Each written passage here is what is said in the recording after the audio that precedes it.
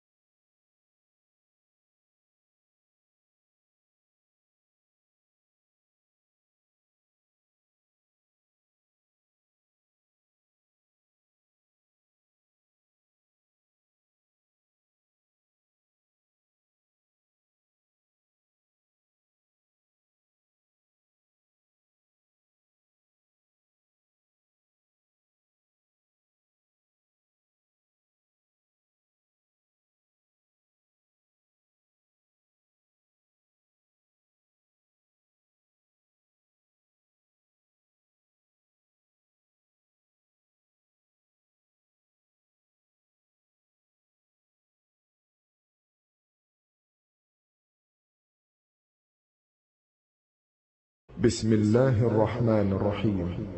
الحمد لله رب العالمين الرحمن الرحيم مالك يوم الدين إياك نعبد وإياك نستعين اهدنا الصراط المستقيم صراط الذين أنعمت عليهم غير المغضوب عليهم ولا الضالين.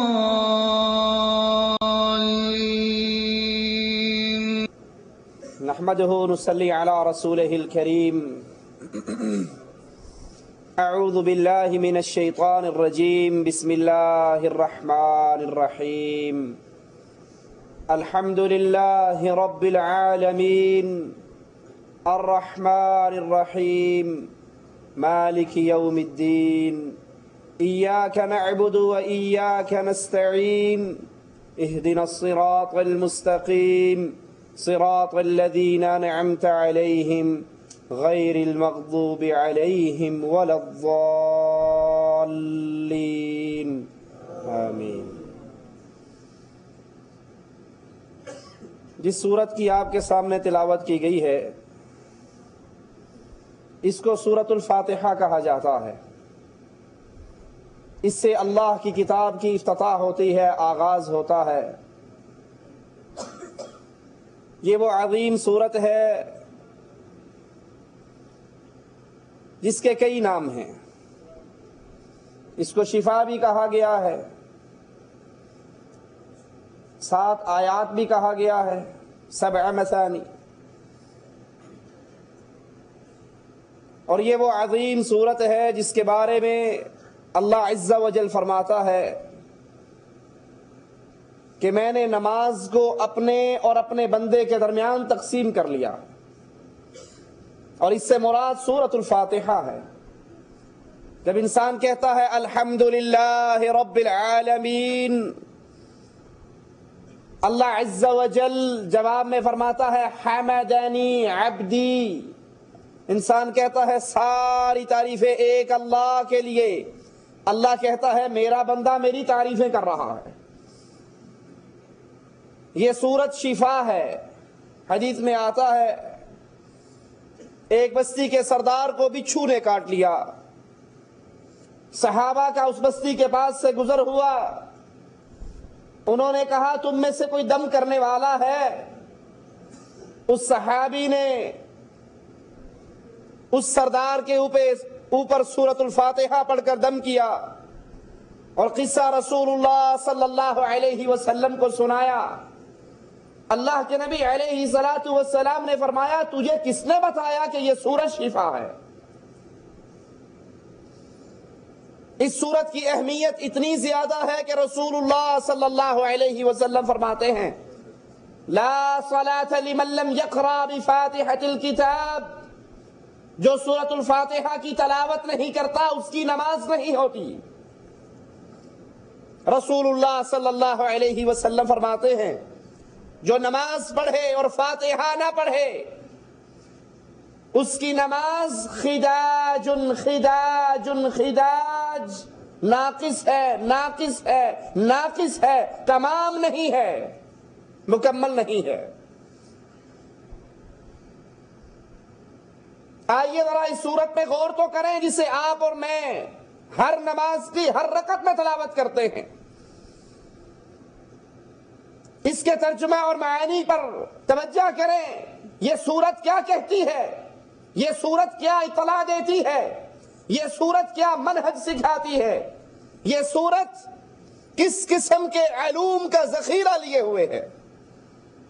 الحمدللہ رب العالمین، تمام کی تمام تعریفیں خالص ایک رب کے لیے، اللہ کے لیے۔ الحمدللہ، ساری تعریفیں اللہ کے لیے۔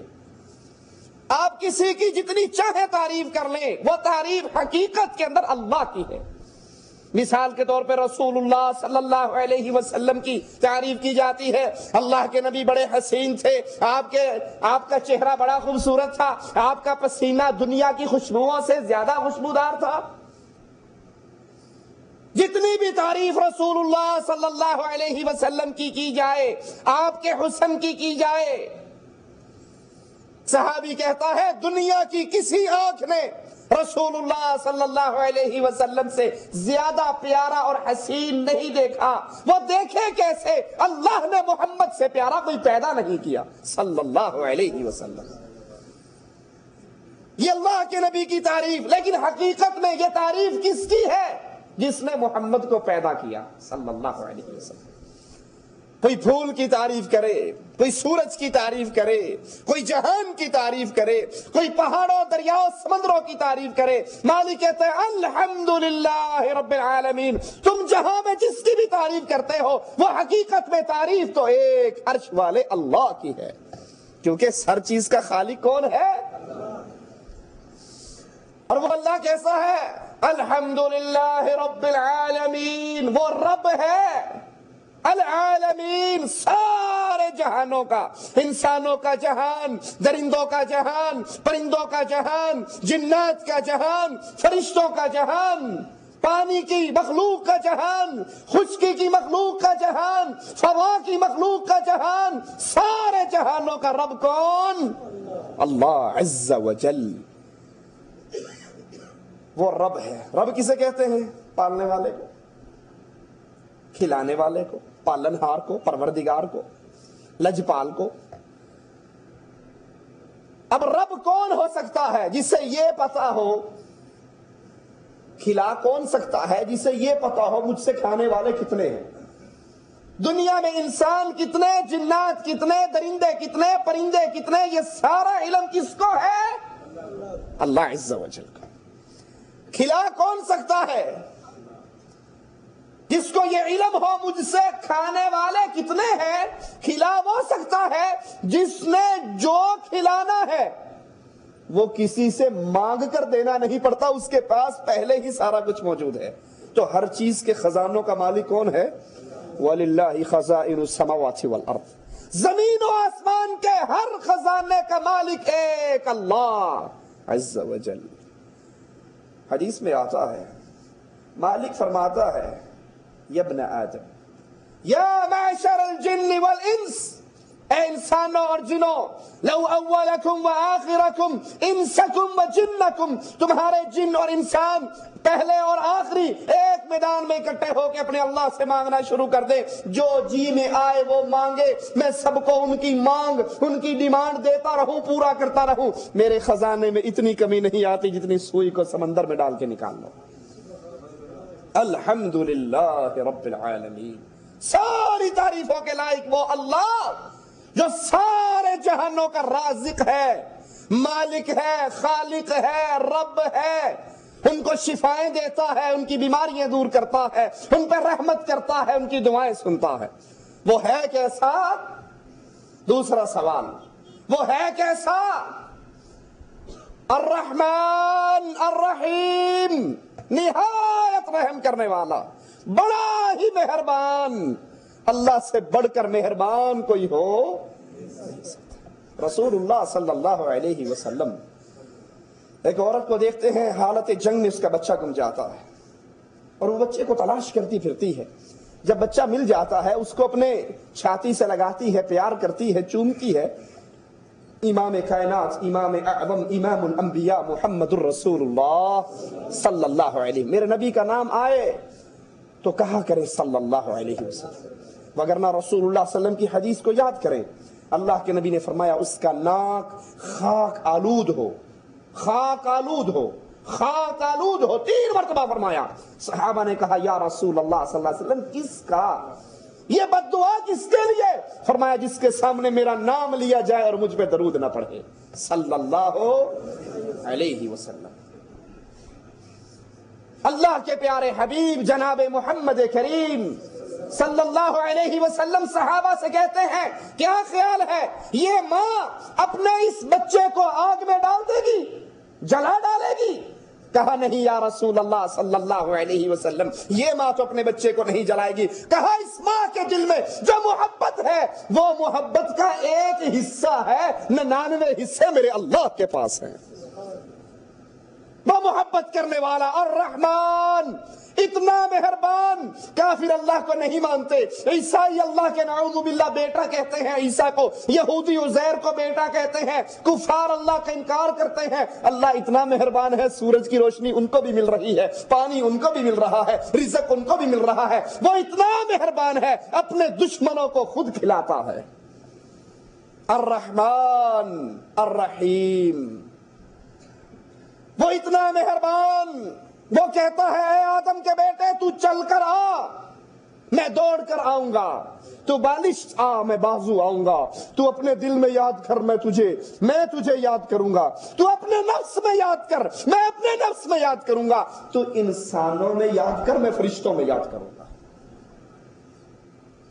وہ اللہ، اس کی رحمت اتنی بے قرار، خود مالک کہتا ہے رحمتی وسعت کل شیء، میری رحمت نے ہر چیز کو گھیر لیا ہے، میری رحمت نے ہر چیز کو، اس کی رحمت اتنی زیادہ ہے، وہ اتنا مہربان ہے، اس کے باوجود آج اس کی مخلوق اس کے در کو چھوڑ چکی ہے۔ کیوں؟ انہیں علم ہی نہیں ہمارا اللہ کتنا مہربان ہے۔ شیطان دل میں ڈالتا ہے میرے گناہ بہت زیادہ ہیں، میں نہیں معاف ہو سکتا۔ یہ وسوسہ شیطان نے دل میں ڈالا، نمازیں بھی گئی، قرآن کی تلاوت بھی گئی، ذکر اذکار بھی گیا، ہمیشہ کے گناہوں کی دلدل میں گر گیا۔ اگر اس کو پتہ لگ جائے اللہ کی رحمت کیسی ہے، رسول اللہ صلی اللہ علیہ وسلم فرماتے ہیں ایک شخص نے 99 قتل کیے۔ پھر کسی سے پوچھا مولوی صاحب میں نے 99 آدمی مارے ہیں، میرے لیے معافی ہے؟ کہا تیرے لیے معافی، تو نے تو 99 آدمی مارے ہیں، اور ایک انسان کو مارنا انسانیت کا قتل ہے، ایک کو مارنا گویا پوری انسانیت کو مار ڈالا، اور تو نے 99 مارے ہیں۔ اس نے کہا اچھا میں تو نہیں بخشا جاؤں گا، تو زندہ کیوں پھرتا ہے، سینچری تجھ پہ ہی پوری کرتا ہوں۔ تلوار نکالی، اس کو بھی اڑا دیا۔ پھر کسی اللہ والے سے پوچھا میں نے 100 قتل کیے ہیں، کیا میرے لیے توبہ ہے، میرے لیے معافی ہے؟ کہا ہاں، ان برے لوگوں کی بستی کو چھوڑ کر اللہ والوں کی بستی میں چلا جا، نیک لوگوں کی بستی میں چلا جا، نماز پڑھنے والے، قرآن پڑھنے والے، اپنے رب کو یاد کرنے والے، اس کے رسول کے راستے پہ چلنے والے، ان کی محفل میں چلا جا۔ اس معاشرے کو چھوڑ دے۔ یہ اپنے گھر سے نکلتا ہے، آسمان سے موت کے فرشتے آ جاتے ہیں، جنتی فرشتے کہتے ہیں ہمارا ہے، توبہ کرنے کے لیے جا رہا ہے، توبہ کی نہیں کرنے جا رہا ہے۔ جہنمی کہتے ہیں ہمارا ہے، 100 بندوں کو مار کے جا رہا ہے۔ فیصلہ اللہ کے دربار کی طرف بلند ہوتا ہے، اللہ یہ جنتی ہے یا جہنمی؟ مالک عز و جل فیصلہ فرماتا ہے زمینوں کی پیمائش کرو، اگر گناہوں والی بستی 100 قتل والی بستی اس کے قریب ہے تو جہنم میں جائے گا، اور اگر نیکی اور توبہ والی بستی قریب ہے تو اس کو جنت میں لے جاؤ۔ میرا اللہ تو جانتا تھا کہ ابھی تو یہ اپنے گھر سے نکلا اور موت آ گئی۔ حدیث میں آتا ہے اللہ نے وحی کی زمینوں کی طرف، اور پوری بستی سے کہا میرے بندے سے دور ہو جا، نیک بستی سے کہا میرے بندے کے قریب ہو جا۔ پیمائش کی گئی تو ایک بالش نیک بستی قریب تھی، فرشتے اٹھا کر اللہ کی جنتوں میں لے گئے۔ اس اللہ کا تعارف حاصل کرو، الرحمن، ماں سے بڑھ کر مہربان۔ کائنات میں اتنی رحمت کسی کے کوئی کسی پہ نہیں کر سکتا جتنا اللہ اپنے بندوں پہ کرتا ہے۔ شرط یہ ہے بندے اپنے رب کو پہچان کر مانگے تو صحیح، وہ کتنا مہربان ہے۔ موسیٰ علیہ السلام بنی اسرائیل کا لشکر لے کے نکلتے ہیں بارش کا سوال کرنے کے لیے، بارش کی دعا مانگنے کے لیے، نماز استسقاء کے لیے۔ جس مقام پہ دعا کرنی ہے دعا کرتے ہیں تو مالک جواب میں فرماتا ہے موسیٰ علیہ السلام تیرے لشکر میں ایک آدمی ہے جو 70 سال سے میری نافرمانی کر رہا ہے، جب تک وہ رہے گا دعائیں قبول نہیں ہوں گی، بارش نہیں برسے گی۔ اسے کہو بنی اسرائیل کے لشکر میں سے باہر نکل جا۔ کہا اللہ عز و جل میں اس ایک کو کہاں تلاش کروں؟ کہا تیرے ذمہ آواز لگانا، اس کے کانوں تک پہنچانا اللہ کے ذمہ ہے۔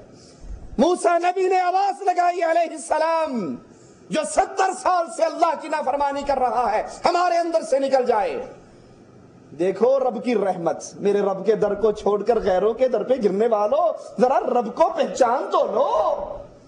سبحان اللہ، اللہ تیری رحمت پر قربان جائے۔ اس کے کانوں تک آواز پہنچی، اس نے دل ہی دل میں اپنے رب سے رابطہ کیا، زبان پہ جملے نہیں نکل رہے، وہ دل ہی دل میں مالک سے کہتا اللہ اگر میں اب اس مجمع کو چھوڑ کر باہر نکلا میں تو ذلیل ہو جاؤں گا، لوگ کہا کریں گے یہ پاپی ہے، اس کی وجہ سے بارش نہیں ہو رہی تھی۔ اللہ مانتا ہوں 70 سال کا پاپی ہوں، لیکن آج تیرے در پہ سچے دل سے معافی مانگتا ہوں، اللہ آج معاف کر دے، عزتیں رکھ لے، پھر کبھی تجھے ناراض نہیں کروں گا۔ وہ دل ہی دل میں کہہ رہا ہے، اس کے دائیں بائیں والے کچھ نہیں جان رہے اس کی دل کی کیفیات کیا ہے۔ بارش کا نزول ہو جاتا ہے۔ موسیٰ نبی کہتے ہیں علیہ السلام مولا آپ نے کہا تھا جب تک وہ بندہ نہیں نکلے گا بارش نہیں برسے گی، وہ نکلا نہیں، بارش پھر ہوگی۔ کہا موسیٰ 70 سال کے گناہگار نے ایک مرتبہ اپنی زبان سے کہا اللہ معاف کر دے، کوئی ایک دفعہ معافی مانگ لے میں سارے گناہوں کو معاف کر دیتا ہوں۔ موسیٰ نبی علیہ السلام کہتے ہیں اچھا اللہ اس خوش نصیب کی زیارت ہی کروا دے جو 70 سال کا پاپی ایک معافی کے سوال نے زندگی کے سارے رجسٹروں کو دھو ڈالا، اس کی زیارت ہی کروا دے۔ کہا موسیٰ جب تک وہ میری بغاوت کرتا رہا میں نے اس پہ پردے ڈالے رکھے، آج وہ میرا پیارا بن گیا میں اس کو ننگا کر دوں؟ جب باغی تھا میں نے چھپائے رکھا، آج تو ولی اللہ بن چکا ہے، میں کیسے اس کو لوگوں کے سامنے ظاہر کر دوں؟ یہ میرا اور میرے بندے کا ماجرا۔ الرحمن الرحیم، لوگوں تمہارا اللہ رحمان ہے، تمہارا اللہ رحیم ہے، اس کی رحمت بڑی وسیع ہے۔ ضرورت ہے ایک مرتبہ اپنے رب کی طرف رجوع کر کے مزے تو چکھو، وہ کتنا مہربان ہے۔ رسول اللہ صلی اللہ علیہ وسلم فرماتے ہیں زانیہ اپنے دور کی گزر رہی ہے کنویں کے پاس سے، ایک کتے کو پیاسا دیکھتی ہے، وہ مٹی چاٹ رہا ہے، پیاس سے تڑپ رہا ہے، یہ بدکار فاحشہ گندی عورت اس کتے پہ رحم کرتی ہے، دوپٹے سے جوتی باندھ کے کنویں میں ڈال کے پانی نکال کے اس جانور کے سامنے رکھ دیتی ہے، وہ جانور پیتا ہے، دم ہلاتا ہوا چلتا ہے۔ مالک وقت کے نبی پہ وحی کرتا ہے، اے نبی اس زانیہ کو بلا کر سنا دو، اس فاجرہ کو بتا دو تیرا یہ عمل تیرے رب کو اتنا پسند آیا ہے، تیری زندگی کے سارے گناہوں کو معاف کر دیا ہے۔ الرحمن الرحیم، وہ رحمان اور رحیم اللہ، وہ رحمان اور رحیم داتا، وہ رحمان اور رحیم مولا، وہ رحمان اور رحیم رب، اس کی رحمتیں ایسی ہیں۔ رسول اللہ صلی اللہ علیہ وسلم امام الانبیاء، امام اعظم، قائد اعظم، رہبر اعظم، میرے ماں باپ میرے نبی کی جوتیوں پہ قربان ہو جائیں۔ میرے آقا فرماتے ہیں لوگوں جب رات کا اندھیرا چھاتا ہے، مالک اپنی باہوں کو کھولتا ہے جیسے اس کی شان کو لائق ہے، لیس کمثلہ شیء، اس کی تو مثال ہی نہیں۔ وہ اپنی باہیں کھول کے کہتا ہے دن کے اجالے میں گناہ کرنے والے رات کے اندھیرے میں معافی مانگ لے، دن کے سارے گناہوں کو معاف کر دوں گا۔ جب دن ہوتا ہے مالک پھر اپنی باہیں کھولتا ہے، کہتا رات کے اندھیرے میں چھپ کر گناہ کرنے والے، ساری دنیا سے چھپ گیا تھا، مجھ سے تو نہیں چھپا تھا نا، میں تو دیکھ رہا تھا، دن کے اجالے میں معافی مانگ لے، رات کے سارے گناہوں کو معاف کر دوں گا۔ وہ اللہ اتنا رحمان، رسول اللہ صلی اللہ علیہ وسلم فرماتے ہیں رات کا آخری پہر آتا ہے، مالک عز و جل اپنے عرش معلی سے آسمان دنیا پہ نزول فرماتا ہے جیسے اس کی شان، اس کی قدر، اس کی جلالت کو لائق ہے، اور پھر آواز لگاتا ہے کوئی معافی مانگنے والا، گناہوں سے معافی مانگ لے میں اس کے گناہوں کو معاف کر دوں، ہے کوئی بیمار شفا مانگ لے میں اس کو شفا دے دوں، ہے کوئی سوالی سوال کر لے میں جھولیوں کو بھر دوں۔ وہ مالک اتنا رحمان ہے، بندہ نیکی کا ارادہ کر کے سو جائے کہ رات کو تہجد پڑھوں گا، پڑھی نہیں، نیکی کا ارادہ کر لے، میرا اللہ کہتا ہے میرے بندے نے نیکی کا ارادہ کیا ہے، ارادے پر نیکی عطا کر دو۔ وہ پڑھ لیتا ہے، مالک کہتا ہے اب اس نے پڑھ لی، ایک نہ لکھنا 10 لکھ دینا، جس کے لیے چاہتا ہے 10 سے 700 گنا، اور جہاں تک چاہتا ہے بڑھا دیتا ہے۔ رسول اللہ صلی اللہ علیہ وسلم فرماتے ہیں قیامت کے دن ایک شخص آئے گا، اس کی نیکیوں کے پلڑے میں کھجوروں کا بہت بڑا ڈھیر ہوگا، وہ کہے گا اللہ اتنی کھجوریں میں نہیں ونڈی، یہ کہاں سے آ گئی، میں نے تو اتنی کھجوریں کبھی دی نہیں، دیکھی نہیں۔ مالک عز و جل فرمائے گا بندے تو نے آدھی کھجور مجھے راضی کرنے کے لیے، خالص میری رضا کے لیے، دکھلاوا ریاکاری نمود و نمائش مقصود نہیں تھی، مجھے راضی کرنے کے لیے فلاں دن ایک فقیر کو دی تھی، کہا ہاں اللہ وہ آدھی کھجور تو یاد ہے، کہا میں اس آدھی کھجور کی پرورش کرتا رہا اور یہ سارا ڈھیر انہی کھجوروں کا۔ وہ اتنا رحمان اور رحیم ہے، دنیا کے اندر رحمان، آخرت میں اہل ایمان کے لیے رحیم، اس کی رحمتیں بے بہا، آؤ دوڑو اس کی رحمت کی طرف، راضی کرو اس اللہ کو۔ بنی اسرائیل کا ایک شخص 20 سال اللہ کی عبادت کرتا ہے، پھر 20 سال گناہ کرتا ہے، شیشے کے سامنے کھڑا ہوتا ہے، داڑھی میں کچھ سفید بال نظر آتے ہیں، کہتا ہے 20 سال تیری عبادت کی تھی، پھر 20 سال تیری بغاوت کی، آج اگر توبہ کر کے آجوں تو کیا مجھے قبول کر لو گے؟ آواز دینے والا آواز دیتا ہے احببتنا فاحببناک، ترکتنا فترکناک، تو نے محبت کی، تیرے اللہ نے محبت کی، تو نے چھوڑ دیا، ہم نے بھی چھوڑ دیا، اور اگر آج بھی واپس لوٹ آئے تیری زندگی کے سارے گناہوں کو معاف کر دیا جائے گا۔ وہ رحمان اور رحیم اللہ، وہ رحمان اور رحیم اللہ، انسان ایک مرتبہ اس اللہ کو پکارے، ایک مرتبہ آواز لگائے، وقال ربکم ادعونی استجب لکم، اس اللہ نے کہا ہے اپنے بندوں سے میرے بندو مجھے ایک مرتبہ پکارو، پکارنا تمہارا ذمہ ہے، عطا کر دینا استجیب لکم، میں تمہیں عطا کروں گا، میں تمہیں دوں گا۔ تم پکارتے جاؤ، تم مانگتے مانگتے تھک جاؤ گے، رب اس کے خزانے وسیع ہیں، اس کے خزانے کھلے ہیں۔ الرحمن الرحیم مالک یوم الدین، وہ رحمان و رحیم ہے جو دنیا کے اندر اس کو راضی کر لے، معافی مانگ لے، اپنا حساب و کتاب ٹھیک کر لے۔ جب تک روح اس کے حلق میں نہیں اٹکتی اس سے پہلے اگر وہ معافی مانگ لے اس کی زندگی کے سارے معاف ہو جاتے، اور اگر نہیں تو پھر یاد رکھنا مالک یوم الدین، اللہ مالک ہے بدلے کے دن کا۔ اللہ کی عدالت کو نہ بھولو، قیامت کو نہ بھولو، وہ مالک ہے قیامت کے دن کا، بدلے کے دن کا۔ کیسا مالک ہے؟ وہ عدل کرے تو تھر تھر کانپیں اونچی شانوں والے، وہ رحمت کرے تو بخشے جائے مجھ جیسے منہ کھا لے۔ اس کے عدل کا عالم کیا ہے؟ رسول اللہ صلی اللہ علیہ وسلم فرماتے ہیں ایک شخص آئے گا قیامت کے دن، اس کی نیکیوں کے انبار ہوں گے، اس کے ساتھ ساتھ ذرا حدیث رسول کو سننا، کچھ لوگوں نے اس کا دامن پکڑا ہوا ہوگا۔ اللہ، اس نے مارا تھا، اس نے غیبت کی تھی، اس نے چوری کی تھی، اس نے چغلی کی تھی، اس نے تہمت لگائی تھی، اس نے الزام لگایا تھا۔ مالک کہے گا دے ان کو بدلا۔ اس نے حق مارا تھا، گریبانوں میں جھانکو ذرا، ہم اپنی بہنوں کا حق نہیں مارتے۔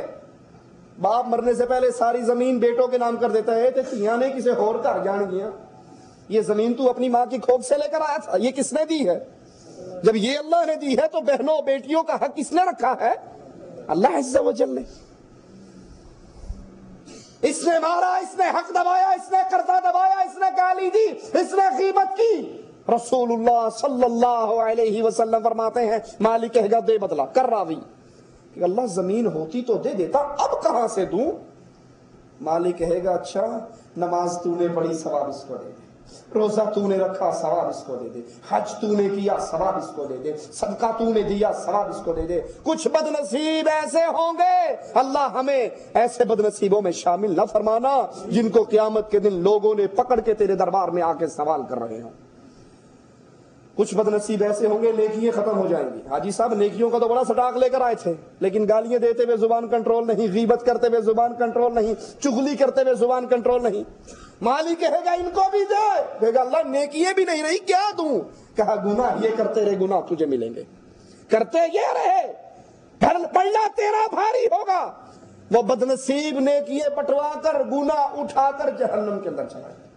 مالک یوم الدین، وہ اللہ مالک ہے بدلے کے دن کا۔ رسول اللہ صلی اللہ علیہ وسلم فرماتے ہیں اللہ کا عدل، اگر دنیا کے اندر بغیر سینگ والی بکری کو سینگ والی بکری نے ٹکر ماری ہوگی، حالانکہ قیامت کے دن جانوروں کی تو دوبارہ انسانوں جنوں کی جنت ہے، جانوروں کے لیے تو جنت جہنم، اللہ ان کو پیدا کرے گا، اللہ ان کو پیدا کرے گا صرف اس کا بدلہ دلوانے کے لیے۔ رسول اللہ صلی اللہ علیہ وسلم فرماتے ہیں انسان اپنے اللہ کے سامنے کھڑا ہوگا، دائیں طرف دیکھے گا اپنے اعمال نظر آئیں گے، بائیں طرف دیکھے گا اپنے اعمال نظر آئیں گے، سامنے دیکھے گا جہنم کی آگ دہکتی ہوئی نظر آئے گی۔ یہ مالک یوم الدین، اللہ مالک ہے بدلے کے دن کا، اللہ مالک ہے قیامت کے دن کا۔ آج اس اللہ سے اپنے گناہوں کی معافی مانگ کے اپنا معاملہ اس رب سے سیدھا کر لو۔ ایاک نعبد و ایاک نستعین، یہ بندے اور اللہ کے درمیان عہد و پیمان ہے۔ قرآن میں آتا ہے جب اللہ عز و جل نے انسانوں کو پیدا کیا عالم ارواح کے اندر تو ایک سوال کیا تھا، الستو بربکم، کیا میں تمہارا رب نہیں ہوں؟ قالوا بلا شہدنا، سب نے کہا تھا اللہ ہم مانتے ہیں تو ہمارا رب ہے۔ مالک نے کہا تھا پھر قیامت کے دن دو بہانے نہ کرنا، انا كنا عن هذا غافلین، ٹائم ہی نہیں لگا، پتہ ہی نہیں لگا کب پیدا ہوئے، کب جوان ہوئے، کب بوڑھے ہوئے، کب مرے، ٹائم ہی نہیں ملا۔ صبح جاتے تھے 10 بجے، رات کو آتے تھے، ٹوٹے ہوئے بستر پہ گر جاتے تھے، نہ نماز پڑھنے کا ٹائم، نہ قرآن پڑھنے کا ٹائم، نہ تجھے یاد کرنے کا ٹائم، نہ تیرے حبیب پہ درود بھیجنے کا ٹائم، عبادت کا ٹائم ملا نہیں، قرآن کو دیکھا ہی نہیں، کھانا پینا، بچے پیدا کرنا، سو جانا، 4 کام کر کے آئے، جو گدھا کرتا ہے وہ ہم کر کے آئے. انا کنا عن ھذا غافلین. دین اسلام کا پتہ ہی نہیں تھا. ٹائم ملتا تھا کرکٹ میچ دیکھ لیتے تھے، ٹائم ملتا تھا رسالے پڑھ لیتے تھے، گھر میں ڈش انٹینا لگا ہوا تھا، جو ٹائم فالتو ہوتا وہاں بیٹھ کے فلمیں دیکھ لیتے تھے. بس یہ بہانہ قیامت کے دن نہیں چلے گا. اور کتنے ہیں ہم میں سے، غور کریں ذرا، جن کو سب سے بڑا مولوی صاحب ٹھیک ہے قرآن کی باتیں آپ کرتے تو قرآن ترجمے سے پڑھنے کا ٹائم ہی نہیں ہے. صبح نکلتے ہیں، رات کو آتے ہیں، کب پڑھیں؟ اور اگر زور کی نماز پڑھنے کے لیے چلے جائیں تو جس کمپنی میں ڈیوٹی دیتے ہیں وہاں کا کیمپ باز اتنا ٹائم کاٹ لیتا ہے. کھان خسمانو یہو جی نمازاں جتنے تنخواہ کٹتی ہوئے، نماز بھی چھوڑ دیتے ہیں کہیں پیسے نہ کٹ جائے. مغرب کی نماز ہو رہی ہوتی ہے، میں دکان بند کر کے آتا ہوں، بقالہ بند کر کے آتا ہوں، ڈیوٹی آف کر کے آتا ہوں، اسی وقت ہنڈیا پکا رہا ہوتا ہوں، ادھر نماز کھڑی ہو رہی ہوتی ہے، اور مجھے ڈر ہوتا ہے اگر نماز پڑھنے چلا گیا تو ہنڈیا جل جائے گی. یہ ڈر نہیں ہوتا اگر نماز چھوٹ گئی تو قیامت والے دن جہنم میں یہ چمڑی بھی جل جائے گی، اس کے جلنے کا ڈر نہیں. انا کنا عن ھذا غافلین. ہمیں تو پتہ ہی نہیں تھا قرآن و حدیث کا. دوسرا بہانہ وجدنا علیہ آباءنا. جو ماں باپ نے کیا وہی ہم نے کیا، ہم نے تو دین کو سیکھا ہی نہیں، ماں باپ کے پیچھے چلتے رہے. یہ عہد و پیمان ہے جو آپ اور میں عالم ارواح میں کر کے آئے، اور ہر رکعت میں، ہر نماز میں اس کا اعادہ کرتے ہیں. ایاک نعبد و ایاک نستعین. اے اللہ خاص تیری ہی عبادت کرتا ہوں. الفاظوں پہ غور کرنا، خاص تیری ہی عبادت کرتا ہوں. مثال دے کے سمجھاتا ہوں. کوئی شخص شادی کرنا چاہے اور جہاں وہ شادی کرنا چاہتا ہے وہ ماشاءاللہ حسین و جمیل، مالدار، حسب و نسب سارا کچھ ہے. نکاح سے پہلے فون کر کے کہتی ہے حاجی صاحب، شاہ صاحب، مولوی صاحب، شیخ صاحب، خان صاحب، میں آپ کے ساتھ نکاح کرنے کے لیے بالکل ریڈی ہوں، تیار ہوں، مجھے کوئی اعتراض نہیں آپ کی بیوی بننے میں، لیکن میری پہلی منگنی اپنے چچا کے بیٹے سے، کزن سے ہوئی تھی. میں دن کے 24 گھنٹوں میں 23 گھنٹے 30 منٹ آپ کی بیگم صاحبہ رہوں گی اور 30 منٹ کے لیے سابقہ منگیتر کے پاس جاؤں گی. میں آپ کی بھی بیوی ہوں گی اور اس کی بھی کچھ لگتی ہوں گی. رشتہ قبول کرو گے؟ بلاش میں ملے قبول کرو گے؟ پھوکٹ میں ملے قبول کرو گے؟ یہ جنت سے اتری ہوئی حور ہوگی تو قبول کرو گے؟ آپ کی غیرت قبول کہو گے 30 منٹ جس کے پاس جاتی ہے دفع ہو وہی مر جا ساری عمر کے لیے، مجھے ضرورت نہیں. یہ آپ کی اور میری غیرت ہے، اور اللہ کی غیرت سب سے زیادہ ہے. ایاک نعبد، اللہ خاص تیری ہی عبادت کرتے ہیں. تیری بھی نہیں کہ تیری بھی اور بتوں کی بھی، تیری بھی اور مندروں کی بھی، تیری بھی کسی اور کی بھی نہیں. اللہ خاص تیری ہی عبادت کرتے ہیں. جو کام عبادت ہے وہ کس کے لیے؟ وہ کسی اور کے لیے. سجدہ عبادت ہے یا نہیں؟ کس کے لیے؟ پیر صاحب ہو، ولی اللہ ہو، اولیاء اللہ ہو، بزرگان دین ہو، ان کی جوتی سر کا تاج، ان کے پاؤں کی مٹی آنکھ کا سرما، لیکن سجدہ کس کے لیے؟ کوئی کتنا بڑا ہو، کوئی کتنا عظیم ہو، کوئی کتنا بزرگ ہو، کوئی کتنا ولی ہو، سجدے کے لائق ایک اللہ.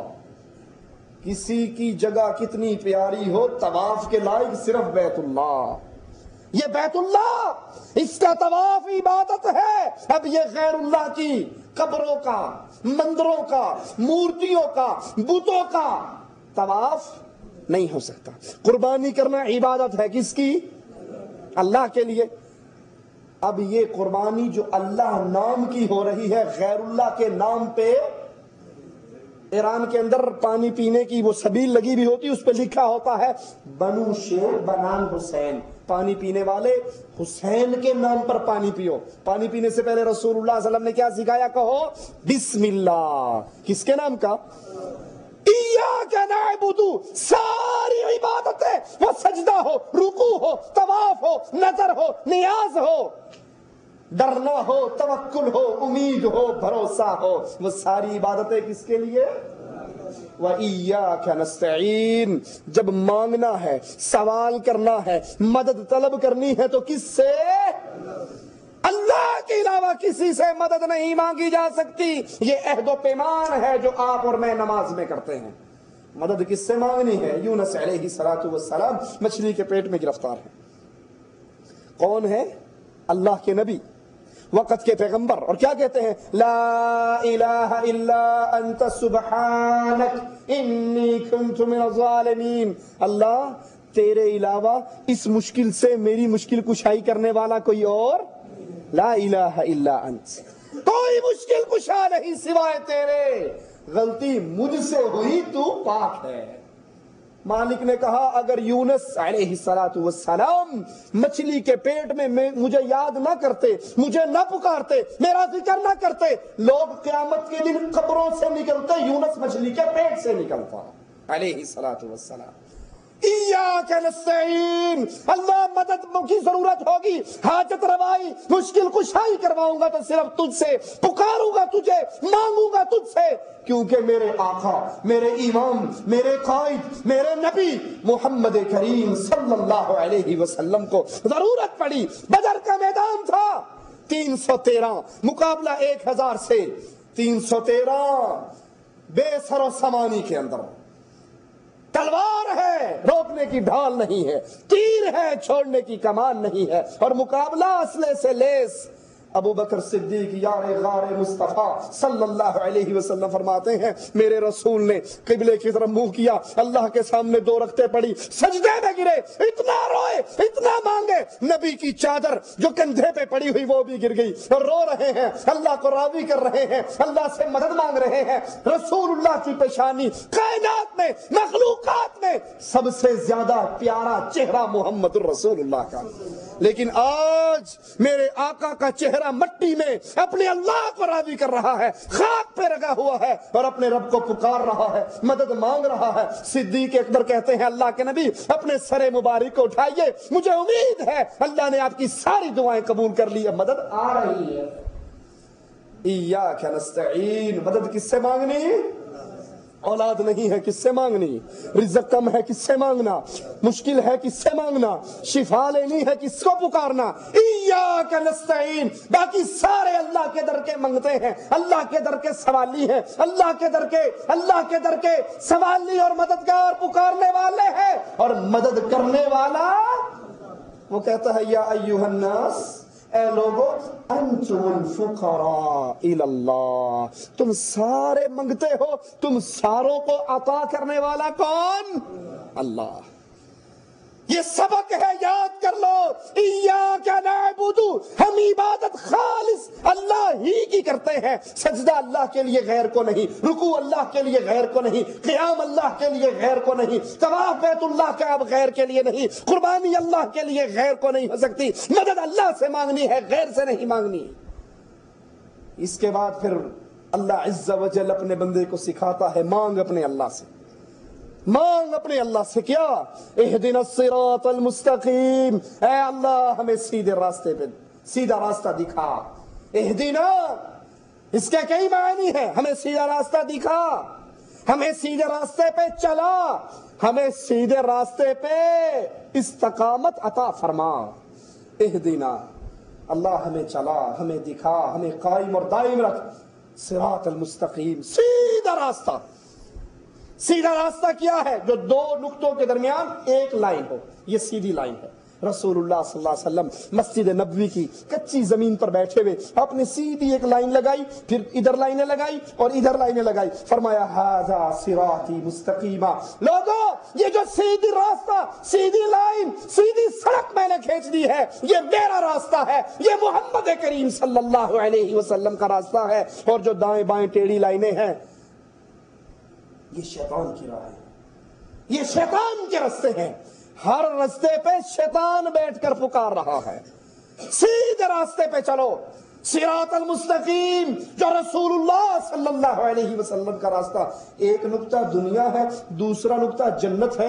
دنیا سے جنت میں جانے والی کوئی سڑک ہے تو وہ جس پر محمد کریم چل کر گئے صلی اللہ علیہ. اب جو محمد کے راستے کو چھوڑے گا وہ کتنا بڑا ہو، پیارا ہو، اچھا ہو، بزرگ ہو. جس نے محمد کے راستے کو چھوڑ دیا اس نے رب کی جنت کو چھوڑ دیا. جنت میں جانے کا ایک کلیہ، ایک راستہ، ایک طریقہ، اور وہ طریقہ کیا ہے؟ جس راستے پر رسول اللہ صلی اللہ علیہ وسلم چلے ویسے چلو۔ نماز محمدی، عبادت محمدی، سیاست محمدی، عمل محمدی، صورت محمدی، لباس محمدی، کلام محمدی، ایک ایک رنگ کے اندر محمدیت کا رنگ چھلکتا ہوا نظر آئے صلی اللہ علیہ وسلم۔ صبغۃ اللہ ومن احسن من اللہ صبغہ، اللہ کا رنگ، اور اللہ سے پیارا رنگ کسی اور کا نہیں ہے۔ صراط مستقیم، جنت میں جانے والا راستہ۔ رسول اللہ صلی اللہ علیہ وسلم سے سوال ہوا، اے اللہ کے نبی، جنت میں جانے والا راستہ کون سا ہے؟ ذہنوں میں سوال آتا ہے نا، مختلف فرقے ہیں، مختلف جماعتیں ہیں، مختلف گروہ ہیں، کوئی کچھ ہے، کوئی کچھ ہے، کوئی کچھ ہے، سارے جنتی کا دعویٰ کرتے ہیں۔ آخر قرآن و حدیث نے بھی تو کسی کو جنتی کہا ہوگا۔ آئیے کلیہ لے لو، جنت میں جانے والوں کا کلیہ، جنت میں جانے والوں کا تعارف مولوی اور شیخ نہیں کروا رہا، پیر اور ملا نہیں کروا رہا، وہ کروا رہا ہے جس نے حالت ایمان میں دیکھا اللہ نے اس پہ جہنم کی آگ کو حرام کر دیا۔ نام ہے محمد الرسول اللہ صلی اللہ علیہ وسلم۔ فرماتے ہیں ما انا علیہ واصحابی اليوم، صراط مستقیم، جنتی لوگ جس راستے پر رسول اللہ اور اس کے صحابہ چلے یہ جنتی راستہ ہے، اور جو نبی اور صحابہ کے راستے کو چھوڑ دے گا وہ جہنمی راستہ ہے۔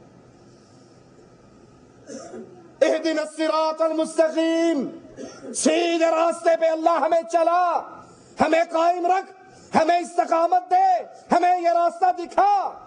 اب وہ راستہ کیسا ہے؟ قرآن بیان کر رہا ہے، صراط الذین انعمت علیہم، راستہ ان لوگوں کا جن پر تیرا انعام ہوا۔ وہ راستہ جو مرضی اختیار کر لے نہیں، ان کا راستہ جن پر تیرے انعام یافتہ لوگ چلے۔ سب سے پہلے اللہ کا انعام کن پر ہوا؟ قرآن بیان کرتا ہے، اپنے پاس سے ٹوٹکے لگانے کی ضرورت نہیں، یہ دین پورا کامل دین ہے اللہ کا۔ ضرورت ہے ٹائم نکال کے اس کو سمجھیں اور سیکھیں۔ یہ داڑھیاں سفید ہو رہی ہیں، قبر کا دروازہ قریب سے قریب تر آ رہا ہے۔ کامیاب ہے جس کا تعلق اللہ سے جڑ گیا، جو محمدی سڑک پہ چڑھ گیا، اور برباد ہے جو بوڑھا ہو کر مرا لیکن اسے محمدی راستہ نہ ملا۔ اللہ ہمیں ایسے بد نصیبوں میں شامل نہ فرمائے۔ انعام کن پہ ہوا؟ قرآن بیان کرتا ہے، من النبیین والصدیقین والشہداء والصالحین۔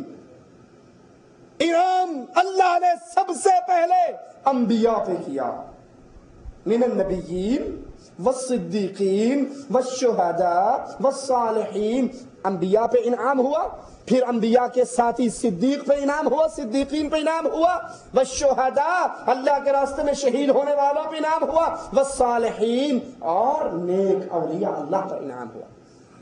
آئیے 2-4 منٹ میں آپ کو یہ سمجھا دوں ان سب کا راستہ کیا تھا۔ نبیوں میں سب سے بڑے، سب سے عظیم، سب سے اول محمد کریم صلی اللہ علیہ وسلم، اور اللہ کے نبی کیا فرماتے ہیں؟ ترکت فیکم امرین لن تضلوا ما تمسکتم بہما کتاب اللہ و سنتی۔ حجۃ الوداع کا موقع ہے، رسول اللہ کی زبان مبارک ہے، یہ کسی پیر فقیر کی زبان نہیں ہے، یہ کسی مولوی صاحب کی زبان نہیں ہے۔ آپ کو جی مان لو تب بھی ٹھیک ہے، نہ مان لو تب بھی ٹھیک ہے۔ یہ زبان وہ ہے جو اپنی مرضی سے نہیں ہلتی، عرش والے کی مرضی سے ہلتی ہے۔ وما ينطق عن الهوى ان هو الا وحی یوحى، جبرائیل آتا ہے وحی کرتا ہے، رسول اللہ بیان کرتے ہیں، اپنی مرضی سے محمد کریم کلام نہیں کرتے۔ فرمایا حجۃ الوداع کا موقع، نبی کا فرمان سنیے، صراط مستقیم کا تعارف ہو رہا ہے، امت میں انتشار، امت میں لڑائی، امت میں اختلاف کا نتیجہ نکل رہا ہے، اس کا حل نکل رہا ہے۔ فرمایا میں جا رہا ہوں 2 چیزیں چھوڑ کر، اگر ان 2 کو تم قابو رکھو گے قیامت تک تم گمراہ نہیں ہو سکتے۔ وہ 2 کیا ہے؟ آپ کا مولوی میرا مولوی، آپ کا شیخ میرا شیخ، آپ کا مذہب میرا مذہب نہیں۔ یہ تو سب مولویوں نے اپنے پیٹ کا دھندا چلانے کے لیے جھگڑے کرا رکھے ہیں، دکانیں کھول رکھی ہیں۔ آپ ورک شاپ ٹھیک کر کام کر کے گاڑیوں کا روٹی کھاتے ہو، مولوی لڑوا کر روٹی کھاتا ہے۔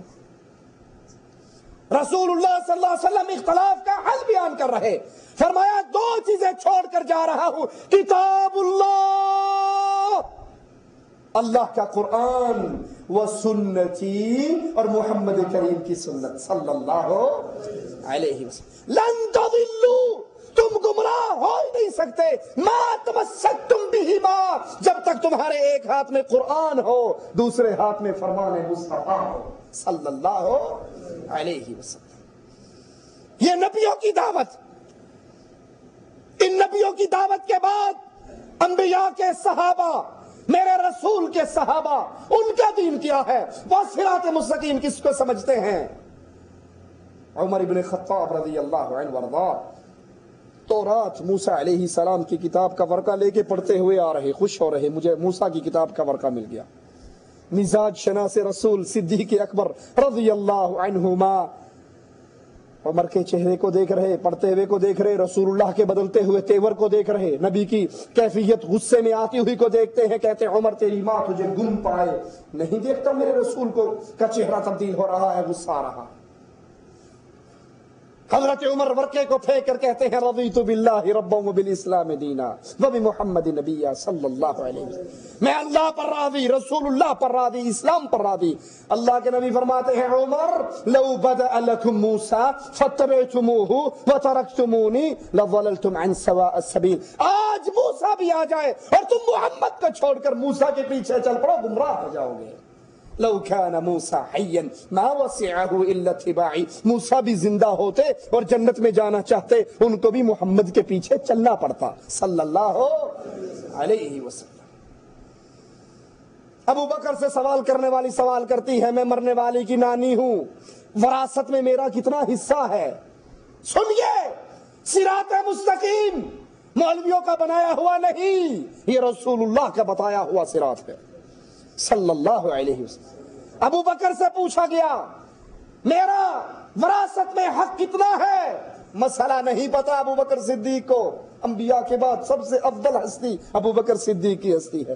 جواب میں کہتے ہیں میں اپنے پاس سے کچھ نہیں کہہ سکتا، میں اپنے نبی کے صحابہ سے سوال کروں گا، اگر انہیں کوئی دلیل حدیث معلوم ہوگی تو تجھے بتا دوں گا۔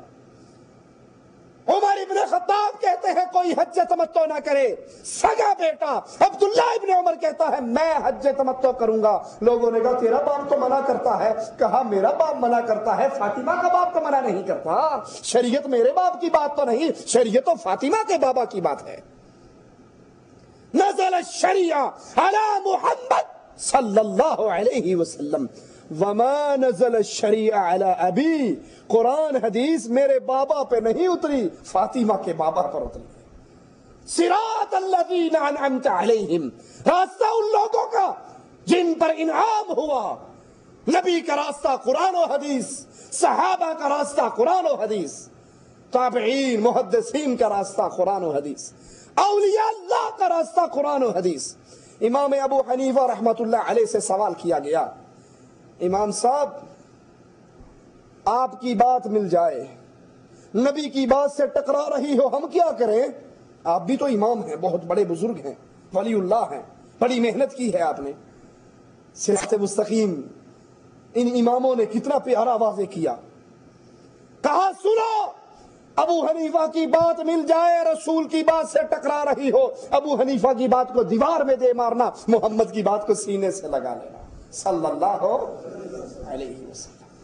فرمایا کسی کے لیے جائز نہیں ابو حنیفہ کے قول کے مطابق فتویٰ دے جب تک اس کو یہ نہ پتہ لگ جائے کہ ابو حنیفہ رحمۃ اللہ علیہ نے کس دلیل کی بنیاد پر فتویٰ دیا ہے۔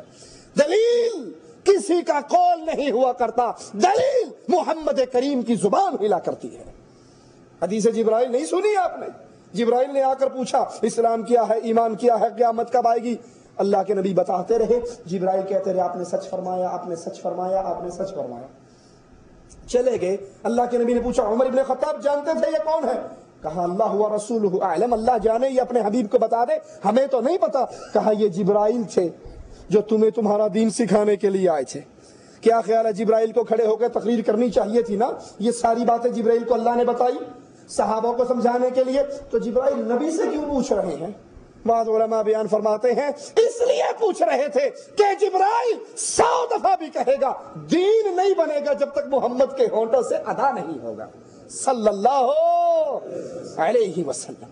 وہ میرے پیارے حبیب، وہ میرے امام اور قائد نبی، صراط الذین انعمت علیہم، راستہ ان کا جن پہ تیرا انعام ہوا. سب سے پہلے اللہ کے انبیاء، ان کا راستہ، صحابہ، قرآن و حدیث کا راستہ، امام، قرآن و حدیث کا راستہ. احمد ابن حنبل رحمت اللہ علیہ لوگوں کو اکٹھا کرتے ہیں اور پھر کہتے ہیں یہ فلاں امام ہے، یہ فلاں ہے، یہ فلاں ہے. تم کسی کے پیچھے نہ چلنا، دین وہاں سے لینا جہاں سے ہم نے لیا ہے، اور ہم نے دین لیا ہے قرآن اور حدیث سے، قال اللہ و قال الرسول سے. کیا بات سمجھ آئی؟ اگر اللہ کے رسول کی بات ہاتھ میں آ جائے، اس کی بات کے خلاف کسی کی بات ہو، وہ کتنا بڑا ہو، کائنات ایک پلڑے میں ہو، محمد کی ایک حدیث ایک پلڑے میں ہو، کائنات کو ٹھوکر ماری جا سکتی ہے، محمد کریم کی بات کو ٹھوکر نہیں ماری جا سکتی. یہ صراط مستقیم ہے، یہ جنتی راستہ ہے. امام مالک رحمت اللہ علیہ فرمایا کرتے تھے کائنات میں ہر آدمی کی بات قبول بھی کی جا سکتی ہے، ٹھوکر بھی ماری جا سکتی ہے، رد بھی کی جا سکتی ہے، سوائے اس قبر میں سونے والے محمد الرسول اللہ کے. اور مسجد نبوی میں بیٹھ کر نبی کی قبر کی طرف اشارہ کر کے فرمایا کرتے تھے جو یہ قبر میں سو رہے ہیں محمد کریم، ان کی بات سننے کے بعد اگر کوئی کہہ دے میں نہیں مانتا، ایمان اس کے پلے میں نہیں رہتا. امام شافعی رحمت اللہ علیہ سے سائل سوال کرتا ہے، امام صاحب کوئی حدیث ملے، بیان بھی آپ کرو، رسول اللہ صلی اللہ علیہ وسلم کا کلام ہو اور آپ کا عمل اس حدیث سے ٹکرا رہا ہو، ہم آپ کے عمل کو دیکھیں یا حدیث رسول کو دیکھیں؟ جواب سننا امام شافعی رحمت اللہ علیہ کا. کہنے لگے مجھے عیسائی سمجھتا ہے؟ امام شافعی کے قدموں پر میرے ماں باپ قربان ہو جائے. کہتے ہیں مجھے عیسائی سمجھتا ہے؟ یہ کیسے ممکن ہے؟ میں خود حدیث رسول بیان کر کے اس کے خلاف عمل کروں. اور اگر کبھی تاریخ میں ایسا ہو جائے شافعی نے رسول کی حدیث بیان کی ہو، عمل اس کے خلاف کیا ہو، تو تم اعلان کر دینا شافعی کا دماغ خراب ہو گیا. یہ ائمہ، یہ اولیاء، یہ انبیاء، یہ صحابہ صراط مستقیم وعدے کر رہے ہیں، اور صراط مستقیم ایک اللہ کا قرآن اور ایک محمد کریم جان رحمت کا فرمان صلی اللہ علیہ وسلم. اس کے باہر جتنی باتیں ہیں غلط بھی ہو سکتی ہیں، ٹھیک بھی ہو سکتی ہیں. ٹھیک ہوگی اگر نبی کے پاس مہر لگوا کر آؤ گے، اور غلط ہوگی اگر اس میں رسول اللہ کی مہر نہیں ہوگی. صراط الذین انعمت علیہم، یہ ایک منہج دین سمجھنے کے لیے نماز پڑھنی، روزہ رکھنا، حج کرنا، زکوٰۃ دینی، جہاد کرنا، طلاق دینی، نکاح کرنا، A to Z زندگی کے جتنے مسئلے ہیں اس میں پہلے نبوی منہج کو یاد کرو کہ منہج رسول کیا ہے، قرآن اور حدیث، قرآن اور حدیث. اب دوسرا منہج بھی سنیے، صراط الذین انعمت علیہم غیر المغضوب علیہم. اللہ ہمیں محمدی راستے پہ چلانا، صلی اللہ علیہ وسلم کے راستے پہ چلانا، اور ہمیں مغضوب جن پر تیرا غضب ہوا، جن پر تیری لعنتیں برسی، جن پہ تیرا عذاب ٹوٹا، ان کے راستے سے بچانا. وہ کون ہے؟ یہودی. مغضوب سے مراد کون ہے؟ یہودی. یہودیوں کا طریقہ کار کیا تھا ذرا غور کرنا. چند منٹوں کی بات اور بات ختم کرتا ہوں، لیکن یہاں آپ کو پورا اس کا خلاصہ دے رہا ہوں. یہودیوں کا منہج کیا تھا؟ یہودیوں کو علم تھا، عمل نہیں تھا. علم تھا، عمل. وہ جانتے تھے کہ رسول اللہ صلی اللہ علیہ وسلم اللہ کے سچے رسول ہیں، جانتے تھے. قرآن کی اپنی کتابوں کی آیات جانتے تھے، مانتے تھے قرآن سچا، مانتے تھے رسول سچا، مانتے تھے آخری شریعت سچی. جو علم ان تک پہنچ چکا تھا اس پہ عمل. ذرا اپنے اپنے گریبانوں میں نظر دوڑاؤ، کہیں یہ یہودیوں والی خصلت کلمہ پڑھنے والوں میں داخل تو نہیں ہو گئی. ہم کتنے ہیں جن کو پتا ہے جو نماز نہیں پڑھتا وہ کافر ہے، مسلمان. کیا خیال ہم پڑھتے ہیں سارے؟ اقرا کتابک، اپنی ڈائری پر خود نظر دوڑا لو. اپنے نامہ اعمال کو خود دیکھ لو. ہمیں پتا ہے رسول اللہ صلی اللہ علیہ وسلم نے شادی کیسے کی. نبی کی شادی پہ ڈھول بجے؟ نعوذ باللہ ثم نعوذ باللہ. نبی کی شادی پر چمٹے بجے؟ سیرے بندے؟ جو آپ کی اور میری شادیوں پر ہوتا ہے وہ محمدی شادی ہے یا نہیں؟ ایک رام چندر کی شادی اور ایک عبد الرحمان کی شادی میں کوئی فرق نہیں. یہاں بھی کنجریاں ناچتی ہیں، وہاں بھی کنجریاں ناچتی ہیں، یہاں بھی ڈھول ہیں، وہاں بھی ڈھول ہے، یہاں بھی چمٹے ہیں، وہاں بھی چمٹے ہیں، یہاں مہندی کی ابٹن کی رسمیں ہیں، وہاں مہندی ابٹن کی رسمیں ہیں، یا دلہا کی جوتی چرائی کی رسمیں ہیں. ہندو کے گھر میں بھی جوتی چرائی کی رسمیں ہیں. جتنی شادی پر ہندو رسمیں کرتا ہے نماز پڑھنے والا عبد الرحمان اپنی شادی پہ وہ ساری بکواسات کرتا ہے. کیا تمہیں محمد کریم کی سنت کا علم نہیں ہے؟ موت ہوتی ہے، موت کے موقع پہ جو ہندو کرتا ہے وہ مسلمان کرتا ہے. یہ یہودیوں کا راستہ ہے. ان کو علم تھا، اس علم کے مطابق عمل. کتنے ہم میں سے بیٹھے ہیں جن کو پتا ہے کہ محمد کریم کا چہرہ داڑھی کے ساتھ سجا ہوا تھا. رسول اللہ نے زندگی بھر شیو نہیں کروائی، رسول اللہ صلی اللہ علیہ وسلم نے زندگی بھر داڑھی نہیں کٹوائی. صبح کو ڈیوٹی پر جانے سے پہلے جب شیو کرتے ہو، بلیڈ پھیرتے ہو، تمہیں نبی کی حدیث یاد نہیں آتی؟ اللہ کے لیے سوچو. یہ یہودیوں کا راستہ. غیر المغضوب علیہم. آپ اور میں نماز میں دعا کرتے ہیں اللہ مغضوب جن پہ تیرا غضب ہوا ان کے راستے سے بچانا. ان کا راستہ کیا تھا؟ علم تھا، عمل نہیں تھا. تیسرا منہج، تیسرا گروہ ولضالین. اللہ گمراہ لوگوں کے راستے سے بچانا. اور یہ گمراہ سے مراد کون ہے؟ عیسائی. گمراہ سے مراد کون ہے؟ عیسائی. عیسائیوں کا منہج کیا تھا؟ عمل بے بہا. عیسائیوں میں عمل بے بہا. علم پلے میں بالکل. عمل پہ عمل ہے، چلے پہ چلا ہے، دوڑ پہ دوڑ ہے، محنت پہ محنت ہے، ذکر ہو رہا ہے، راہبائیں بن رہی ہیں، سب کچھ ہو رہا ہے. لیکن عمل کرنے سے پہلے یہ نہیں سوچتے یہ عمل روک کر ایک مرتبہ سوچے تو صحیح رسول اللہ کا طریقہ کار کیا ہے. وہ عمل کرتے تھے بغیر علم کے. یہودی علم رکھتے تھے، عمل نہیں کرتے تھے. اور محمدی منہج کیا ہے؟ پہلے علم حاصل کرو، اس کے بعد عمل کرو. اسی لیے رسول اللہ صلی اللہ علیہ وسلم نے فرمایا صلو کما رأیتمونی اصلی. نماز ایسے پڑھو جیسے محمد کریم نے پڑھ کر دکھائی. خذوا عنی مناسککم. مجھ سے اپنے حج کرنے کے طریقے سیکھو. حج کرو رسول اللہ کے طریقے پہ، نماز پڑھو رسول اللہ کے طریقے پہ، زکات دو، نکاح کرو، طلاق. زندگی کے ہر مسئلے میں آئیڈیل بناؤ رسول اللہ صلی اللہ علیہ وسلم کو. کوئی امام ہے مدینے کے امام کو دیکھ لے، کوئی تاجر ہے خدیجہ کے تاجر کو دیکھ لے، کوئی یتیم ہے عبداللہ کے یتیم کو دیکھ لے، بیٹا ہے آمنہ کے لال کو دیکھ لے، بھتیجا ہے ابو طالب کے بھتیجے کو دیکھ لے، پوتا ہے عبد المطلب کے پوتے کو دیکھ لے.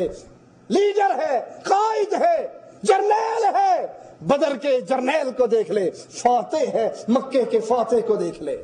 زندگی کے ایک ایک شعبے میں باپ ہے، فاطمہ کے باپ کو دیکھ لے، خامند ہے عائشہ کے خامند کو دیکھ لے. زندگی کا کوئی شعبہ ایسا نہیں جس میں رسول اللہ صلی اللہ علیہ وسلم کی زندگی آپ کی اور میرے لیے مینارہ نور نہ بنی ہو. اللہ سے دعا ہے اللہ ہمیں زندگی کا ایک ایک عمل رسول اللہ صلی اللہ علیہ وسلم کے طریقے پہ کرنے کی توفیق عطا فرمائے. زندہ رکھے، اس دین پہ رکھے جو دین اللہ نے محمد کریم پہ نازل فرمایا. موت دے اس راستے پہ دے جس راستے پہ رسول کا پسینہ گرا، ہمارا خون اس راستے پہ گرے جو دعوت توحید رسول اللہ صلی اللہ علیہ وسلم لے کر آئے. اس دعوت توحید کو دیتے ہوئے اللہ ہمیں اس حال میں موت دے، اس حال میں اپنے پاس بلائے. ہمارا اللہ ہم سے راضی ہو، ہم اپنے اللہ سے راضی ہوں. ادھر ہماری روح نکل رہی ہو، ادھر اللہ کی جنتیں ہمارے لیے کھل رہی ہوں، ادھر ہماری لاش قبر کی طرف چل رہی ہو اور ہم زبان حال سے پکار رہے ہوں. جیسے رسول اللہ صلی اللہ علیہ وسلم فرماتے ہیں نیک شخص کی لاش قبر کی طرف چلتی ہے، وہ کہتا ہے جلدی کرو جلدی کرو جلدی کرو، جہاں مجھے لے کر جا رہے ہو وہ جنت کا باغ نعت بن چکا ہے، اس کی آواز سوائے انسان اور جن کے سب سنتے ہیں۔ اللہ سے دعا ہے اللہ ہمارا خاتمہ ایمان پہ فرمانا۔ اللہ ہماری ان نظروں نے دنیا کے اندر اپنے امام، اپنے قائد، اپنے رہبر، اپنے نبی، امام اعظم، قائد اعظم، رہبر اعظم محمد رسول اللہ کی زیارت نہیں کی۔ اللہ ہماری آنکھوں کو قیامت کے دن ہمارے نبی کی زیارت سے محروم نہ کرنا۔ ہمیں پیارے نبی کے جھنڈے کے نیچے جنت الفردوس میں اعلیٰ مقام عطا فرمانا۔ اللہ جنت کی سب سے بڑی نعمت، جنت کی سب سے بڑی نعمت تیرے پیارے چہرے کا دیدار میرے مولا۔ اللہ ہم سب کو ان خوش نصیبوں میں شامل فرمانا جو جنت میں یوم مزید کے دن تیرے چہرے کا دیدار کریں۔ اقول قولی ھذا واستغفر اللہ لی ولکم ولسائر المسلمین فاستغفروہ انہ هو الغفور الرحیم۔ السلام علیکم۔ سبحانک اللہم وبحمدک اشہد ان لا الہ الا انت استغفرک۔